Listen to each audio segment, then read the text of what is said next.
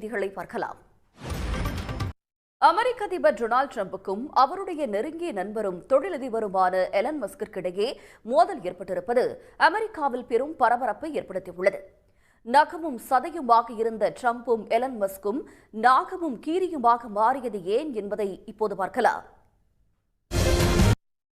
மக்கள் தொகை பெருக்கத்தை கட்டுப்படுத்திய தமிழ்நாடு உள்ளிட்ட மாநிலங்கள் தொகுதி மறுவரையறையால் பாதிக்கப்படாது என நாடாளுமன்றத்தில் உறுதியளிக்க வேண்டும் என முதலமைச்சர் மு க ஸ்டாலின் கோரியுள்ளார்.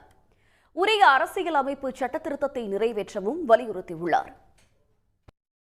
திருப்பதி கலப்படனை விவகாரத்தில் திடீர் திருப்பமாக ரசாயனம் கலந்த பாமாயில் மட்டுமே தேவஸ்தானத்திற்கு விநியோகம் செய்யப்பட்டது அம்பலமாகியுள்ளது. மோசடி மூலமாக நூற்றுக்கணக்கான கோடி வணிகம் நடந்திருப்பதாக கூறி கைதான அனைவருக்கும் ஜாமீன் வழங்க சிபிஐ எதிர்ப்பு தெரிவித்துள்ளது. ராமதாஸ் அன்புமணி இடையே